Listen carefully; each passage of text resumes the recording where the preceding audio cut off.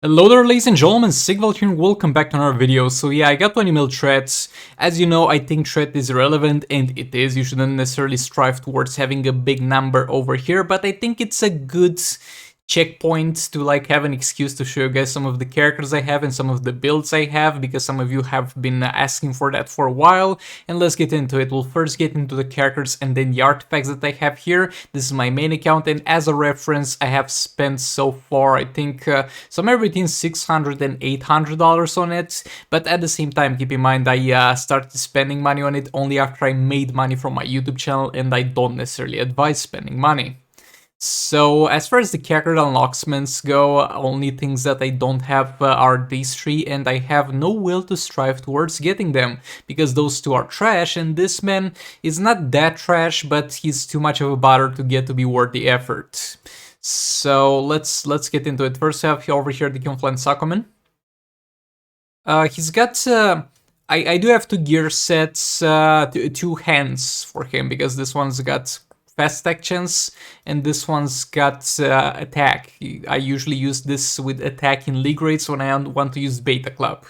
But the build basically goes like this. I have maxed out crit damage, maxed out crit chance, I have lethal attack chance and fast attack chance. Now, it's pretty basic in terms of everything but the lethal attack chance. As far as it goes with lethal attack chance, it's going to be worth it if you can get lethal attack damage from somewhere. That being from his 7th talent or from his let's say artifact bonuses. I do have some artifact bonuses with lethal attack damage, but not many. And this thing over here, I just can't find time to play arena to get more of those tokens to get some lethal attack damage. So he has a build in progress, basically. And talents are whatever I could get as epic. It's not the most optimal build in the world, but again, if I went out of my way to spend like 2 hours of my life, 20 mil credits and reforges to optimize it, maybe I would get 290 more tags, so that's not worth the effort at that point. We have Brainiac here. The pretty basic Brainiac build. He's like tanky, but at the same time has lethal attack chance, which is very important. If you don't have lethal attack chance on Brainiac, you will not transfer it to anybody else. And other than that, he's full tank. I think I'm gonna go over and build him a bit. As you can see, he's not really built in terms of talents almost at all. Like, everything here is something that he needs, but what I should really do is get maxed out resistances on the talents, because the other things I can get on the gears at the very least. We have Catwoman. The epic talents are whatever I could get at that point. Again, she would need lethal attack damage on the 7th talent, but I don't have that. Max crit chance, max crit damage, max fast attack chance. We have lethal attack chance as well, and some attack. Lethal attack chance is necessary because her 3rd special is going to increase your lethal attack chance that you already have, not giving you something from nowhere. Darkseid, look, I haven't played this dude in a while. It's the old build that I had, damage dealer oriented build, fast attack chance, crit damage, and attack. That's as far as it goes. Don't build Darkseid unless you are building him for entertainment purposes. Arlie as well has got crit chance, crit damage, fast attack chance, and lethal attack chance. She's got Dark Maul cards equipped, and she's, I think, the only character on this account that I have built to reach 500% crit damage with the Dark Maul cards. I have level 6 Dark Maul cards, so I only needed to add one additional crit damage thing on her gears. The lethal attack chance, yet again, it's a situation of it's something that you should get if you have a way to get lethal attack damage, and again, waiting for a lethal attack damage talent here. I think I have some lethal attack damage on Dark Maul cards though. Next up we have Manta over here. Armor Pierce on the talents, that's quite mandatory for him. I have, do I have it maxed out? Oh no, I actually don't have enough armor. I don't know why I thought that he was finished in terms of his Armor Pierce requirements. I actually need to get one more Armor Pierce talent on him. And other than the Armor Pierce talent, he's got crit chance, crit damage, fast attack chance, and for fast attack it's because I think he has the Jokerized Veterans artifact equipped. Again, we'll get later into the artifacts, but that's kind of the best artifact for Manta out there. On this account, I don't have many crit damage builds that go all the way to 500% with Dark Maul cards equipped, because I have other artifacts to give my teams. On the secondary account, I have everything built towards 500% crit damage with Dark Maul cards. Now we do have Joker here, so he's got crit chance, crit damage. Need to work a bit to get his crit chance all the way up to max. That's definitely gonna be worth it. Defense, lethal attack chance, same story basically, only if you can get lethal attack damage. And armor pierce, do I have it maxed out? Yes, I think I do have all the armor pierce on him. Again, you need armor pierce on his basic attack hits. Every reverse flash, dumpster fire talents build is just whatever I could get him to get maxed out resistances. And he's a tank, that's as far as he's concerned. Max fast actions, max defense, and everything else went into some health. Raven over here with Draven. Again, not the best talents, I just went to have resistances on there. I have a hybrid build. She has crit chance, crit damage, almost maxed out in both of them, some fast actions because it's synergized with her special 1. I have max resistances, health, some defense, some attack. She can deal damage, she can take some damage. I think I should get the defense all the way to 75 so that I really don't have to worry about her. Predator Batman is a chunky boy. I just went full defense on him. Again, he's not finished built in any shape or form, but he's 7 stars because I use him as a combo builder for Harley, because I can get him to 7 stars and get this to a higher duration. I do have Arkham Knight Batman, and Arkham Knight Batman would obviously be better if I could get him to 7 stars, but that's gonna be much more of a struggle.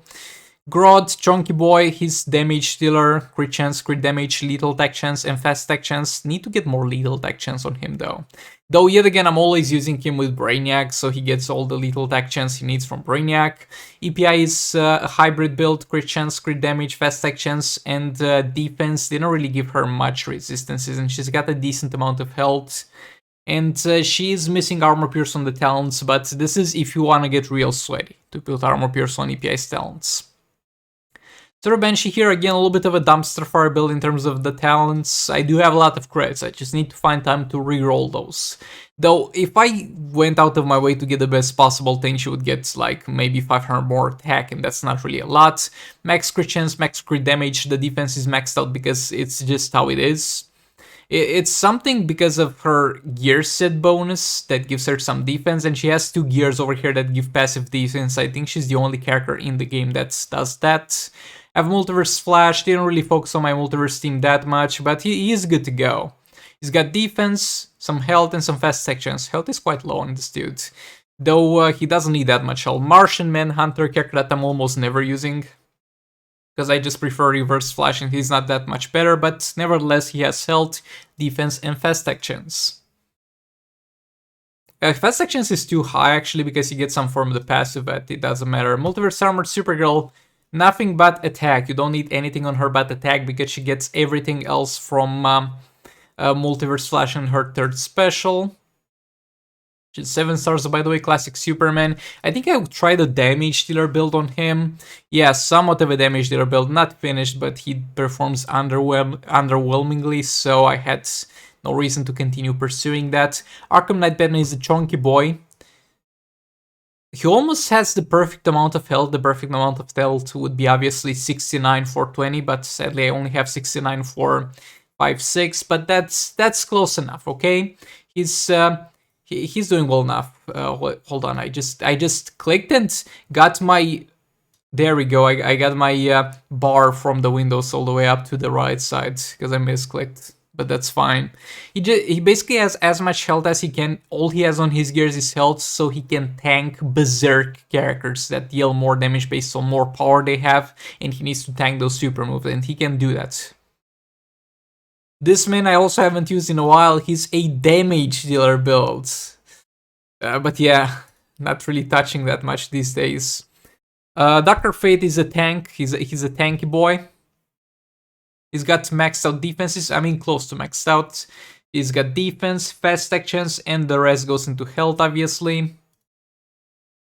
Deathstroke, he's got a mixed build with some defense and then damage dealer. Again, with this dude, he literally doesn't need to be built. Damage dealing side of things, he deals no damage still after he does his percentage health damage. And defense, sometimes it's actually a bother because it's hard for me to kill him. So if he was not built, I most of the times would have a better time actually using him. What else do we have here? Battle Collapse. Damage dealer build with some defense in there. This was kind of irrelevant previously, but now that I can use him with Batman on the ground, he does do some damage himself, so that's somewhat important. He's also got defense because no way of healing himself. Mr. Freeze, also some defense there to keep him alive, and rather than that, full damage to their build. He's very low star rating though, and this really hinders his performance. And we have Red Hood, and after Red Hood I think we'd get into stuff that's not really worth showing and talking in depth about. Justice Flash, nothing is built from over here. I think Vixen is built as a tank with defense, with fast actions, and then I just went ahead and 7-starred a bunch of garbage, because at this point there's literally nothing that I can 7-star, and I have to 7-star. It's just stuff that I either don't have enough shards to go all the way up to 7 stars and would be worth 7-starring, or stuff that will make absolutely no impact on my account. If I 7-star, I can literally just go like this. Bam! We got another 7-star character. Do I need to 7-star this man? No, I just did it because I can, and I don't really care. I do have the orbs, and yeah, I don't have the orbs to get to 7 stars every single character that I have shards for, but I don't need to do that. Yeah, other than that, not much to show really. This is the rest of the roster. Batman drowned only 3 stars so far. Waiting for chest sale for her. Might have to wait for a while. We still haven't seen any classic Wonder Woman chest sales. But yeah, now let's get into the artifacts, and then I'm gonna talk about the future prospects of this account and where I would want to take it in terms of characters and what should I spend my gems on. I did equip some artifacts for some trade to get exactly to 20 mil. Could have gone more. If I equipped all this other stuff, could have gotten more, maybe 21 mil. But it's not like I hoarded the 0 artifacts, got them all the way up to level 10, and then equipped like a level 10 tech amulet to have more trade. That's cringe, bro. That's cringe. So we have All Blades here with some lethal attack damage and lethal attack chance. Boy, the All Blades investment really went down the drain quickly, because when I put a lot of green reforges, and those cost a lot into those 2 All Blades, and now I'm literally never using All Blades anymore. We have Sword of Sin here at level 10. This is an amazing artifact. The bonuses on it are not great though. We have this thing, I only even remember, oh, I think I kept it because it had an epic attack, and I was like, why not? We have 2 Kryptonian region matrices. Again, I don't really know why, but since I have them at level 10, I think there might have been a reason to it. I have a level 10 flower box. The first sword artifact that I got to level 10, I think. We have Claw Forest, 2 of them at level 10. Not sure why I got 2 of them. Oh, because this one gets randomly an epic lethal attack damage on it. Again, I didn't spend anything on them, they just came with those bonuses. 2 Amulet of Metahumans, Sword of Salvation at level 9. Can't wait to get this at level 10. This was a lucky drop. This randomly dropped. Very lucky drop with additional dot damage. Cat Killer at level 9. Bonuses are not great on it. Beta Club at level 9. Bonuses, again, I did not spend a single reforge on the Beta Club. It randomly just dropped me lethal attack damage and attack. Yeah, can't wait to get this bad boy to level 10. The most pay-to-win artifact in the game, by the way.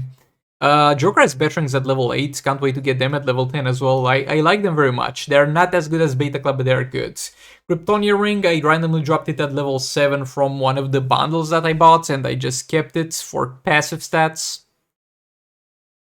Dark Metal cards at level 6. I have moved into upgrade also lethal attack damage on them. That's amazing. This is mainly why I have lethal attack chance on Harley and other stuff. Also hazard dot damage.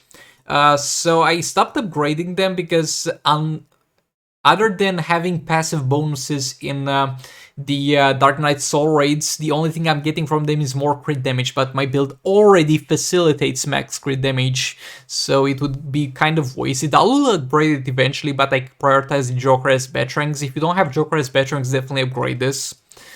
Nora Snow Globe at level 5. We have a level 5 Kryptonite Spear, level 4 Prometheum Sword. This artifact is kind of garbage.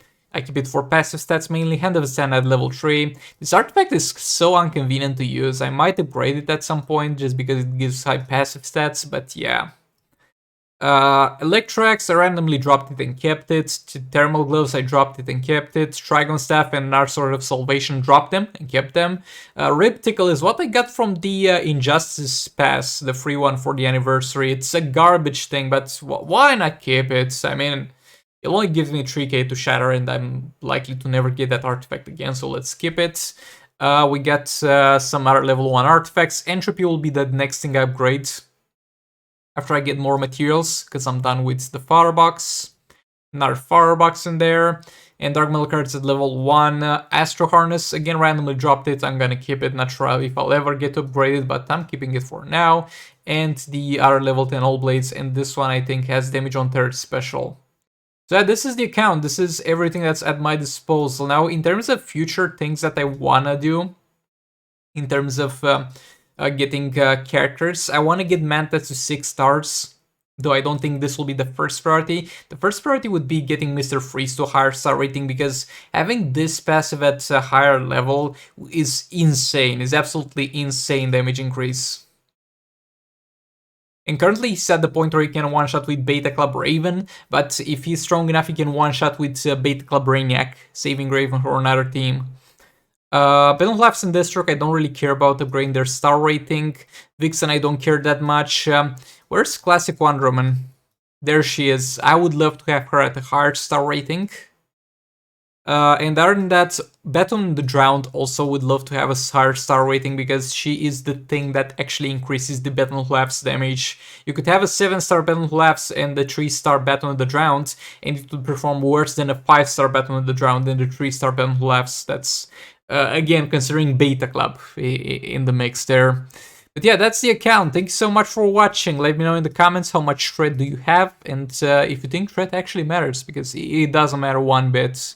But yeah, again, thanks so much for watching, and goodbye.